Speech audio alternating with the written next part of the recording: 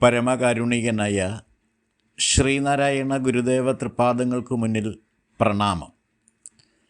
ശ്രീനാരായണ ഗുരുദേവ തൃപ്പാദങ്ങളാൽ വിരചിതമായ ഭദ്രകാളി അഷ്ടകം എന്ന കൃതിയിലെ 7ാമത് ശ്ലോകത്തിൻ്റെ പഠനത്തിലേക്ക് നാം പ്രവേശിക്കുകയാണ്.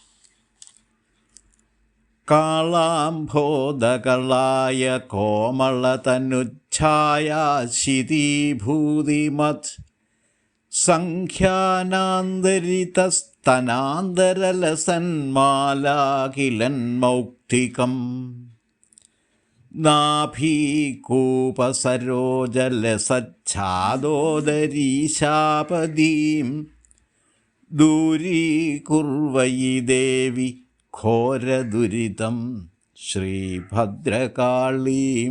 ഭജേ.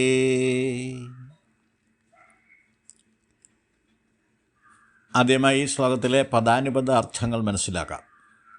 കാളാംഭോദകളായ, കാളാംഭോദം അതായത് കാർമേഘം പോലെയും കായാമ്പൂ പോലെയും, കളായ എന്ന് പറഞ്ഞാൽ ഇരുണ്ട നിറത്തോടു കൂടിയ, കോമള മനോഹരമായ, തനുച്ഛായ ശിതീഭൂതിമത്ത് ശരീരത്തിൽ ബാധിച്ച കറുപ്പ് വർദ്ധിതമായി തീർന്നതുപോലെ, സ്തനാന്തരലസത് സ്തനങ്ങൾക്ക് ഇടയിലുള്ള പ്രദേശത്ത്, കിലത്ത് ഇളകിയാടുന്ന, സംഖ്യാനാന്തര മൗക്തികാം മാല അസംഖ്യം മുത്തുകളോടുകൂടിയ മാലകൾ, നാഭീകൂപ സരോജ ലസത് നാഭീകൂപം എന്ന് പറഞ്ഞാൽ കിണറുപോലെയുള്ള നാഭി അല്ലെങ്കിൽ കുഴിഞ്ഞ പൊക്കിൾ എന്നാണ്. ഇവിടെ പൊക്കിൾ കിണറ്റിൽ വിരിഞ്ഞ താമര പോലെ ശോഭിക്കുന്ന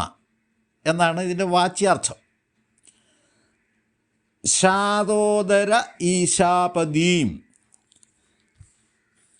ഛാദോദരീശാപദീം എന്നാണ് ശ്ലോകത്തിൽ അത് ചേർത്തെഴുതിയിരിക്കുന്നത്. അതിനെ നമ്മൾ ഛാദോദര ഈശാപദീം എന്ന് ഇഴപിരിക്കണം.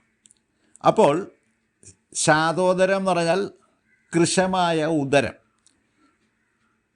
വയറ് കൃശമാണ്, കുടവയറല്ല. അതാണിവിടെ പറഞ്ഞിരിക്കുന്നത്. ഈശാപതി എന്ന് പറഞ്ഞാൽ ഈശാപദവി ഉള്ളവൾ. ഈശാപദവി എന്ന് പറഞ്ഞാൽ ഈശപദവി തന്നെയാണ്, അതൊരു സ്ത്രീലിംഗമാണ് ഈശാപദവി എന്ന് പറയുന്നത്. ഇപ്പോൾ പരമേശൻ എന്ന് പറയുന്നതിന് പകരം പരമേശ്വരി എന്ന് നമ്മൾ പറയും. അതുതന്നെയാണ് ഈശ. ഐ ദേവി, അല്ലയോ ദേവി, ഘോരദുരിതം ദൂരീകുരു, ഘോരദുരിതങ്ങളെ ദൂരീകരിച്ചാലും. ശ്ലോകാർത്ഥം സംക്ഷേപിച്ചിങ്ങനെ പറയാം. കാർമേഘത്തിൻ്റെ കറുപ്പും കായാമ്പൂവിൻ്റെ നീലക്കറുപ്പും കൂടിക്കലർന്ന അത്യാകർഷകമായ കറുപ്പ് നിറമുള്ള മാറിടത്തിൽ എണ്ണമറ്റ മുത്തുകൾ കോർത്തിണക്കിയ മാലകളാൽ പ്രശോഭിതവും കിണറുപോലെ കുഴിഞ്ഞ പൊക്കിൾ കൊടിയോടുകൂടി ശോഭിക്കുന്ന മെലിഞ്ഞ വയറും ഇടുങ്ങിയ അരക്കെട്ടുമുള്ളവളും ഈശാപദവി അലങ്കരിക്കുന്നവളും ഘോരദുരിതങ്ങളെയെല്ലാം ദൂരീകരിക്കുന്നവളുമായ ശ്രീ ഭദ്രകാളിയെ ഞാൻ ഭജിക്കുന്നു. ലക്ഷ്മി ദേവിയുടെ ഭാവവിശേഷങ്ങളാണ് ഗുരു ഈ ശ്ലോകത്തിൽ വർണ്ണിച്ചിരിക്കുന്നത്. ശ്രീ ഭദ്രകാളിയിൽ ലക്ഷ്മി ഭാവമാണ് ആരോപിച്ചിരിക്കുന്നത്. മഹാവിഷ്ണുവിൻ്റെ സഹധർമ്മിണിയായി നിന്നുകൊണ്ട് ഈശാപദവി അലങ്കരിക്കുന്ന ലക്ഷ്മി ഭാവമാർന്ന ശ്രീഭദ്രയുടെ ഇരുളാർന്ന ഇന്ദ്രനീലക്കറുപ്പ് ധനസമൃദ്ധിയുടെ നിഗൂഢ വ്യാപ്തിയെയാണ് പ്രതീകവൽക്കരിക്കുന്നത്. ശ്രീഭദ്രയുടെ മാറിടത്തിൽ പ്രശോഭിക്കുന്ന മുത്തുമാലകൾ ദേവിയിൽ ഗോപനം ചെയ്യപ്പെട്ടിരിക്കുന്ന നിഗൂഢ സമ്പത്തിൻ്റെ പരിശുദ്ധിയെയാണ് പ്രതീകവൽക്കരിക്കുന്നത്.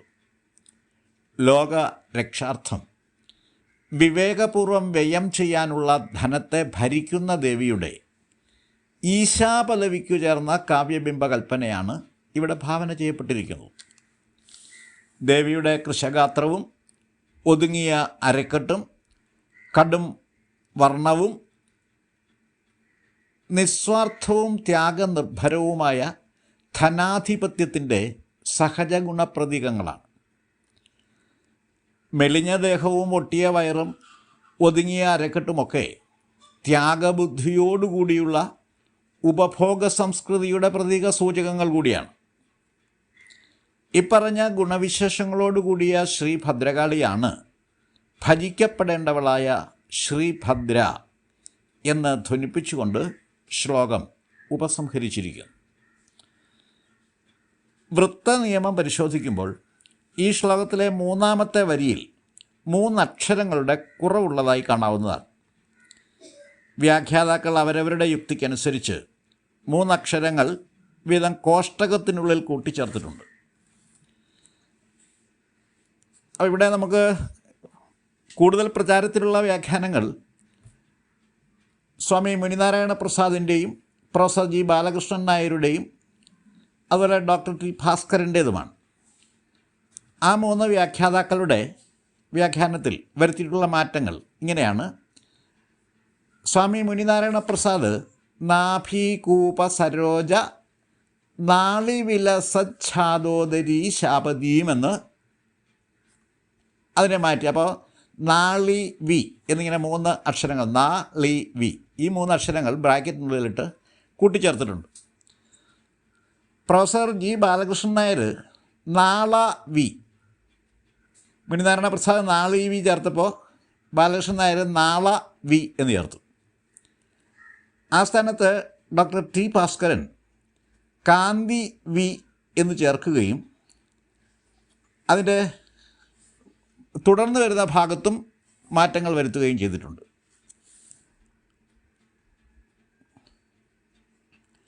ബാലകൃഷ്ണൻ നായർ ഡോക്ടർ ടി ഭാസ്കരൻ ഈ മാറ്റം വരുത്തിയത് കൂടാതെ ഒരു വിശദീകരണ കുറിപ്പ് കൂടി വ്യാഖ്യാനത്തിൽ നൽകിയിട്ടുണ്ട്. അതിപ്രകാരമാണ്: ഈ പദ്യത്തിൽ സരോജ ലസദ് എന്നിടത്ത് ഇടയ്ക്ക് 3 അക്ഷരങ്ങൾ വിട്ടുപോയിട്ടുണ്ട്. അത് കാന്തി വി എന്ന് പൂരിപ്പിക്കുന്നു. ശാപതീം എന്ന പദത്തിന് ഒരർത്ഥവും തോന്നാത്തത് കൊണ്ട് ശാശ്വതീം എന്ന് മാറ്റുകയും മുൻപ് വരുന്ന പദത്തിൽ അനുസാരം ചേർത്ത് ശാതോദരീം എന്നാക്കുകയും ചെയ്തിരിക്കുന്നു.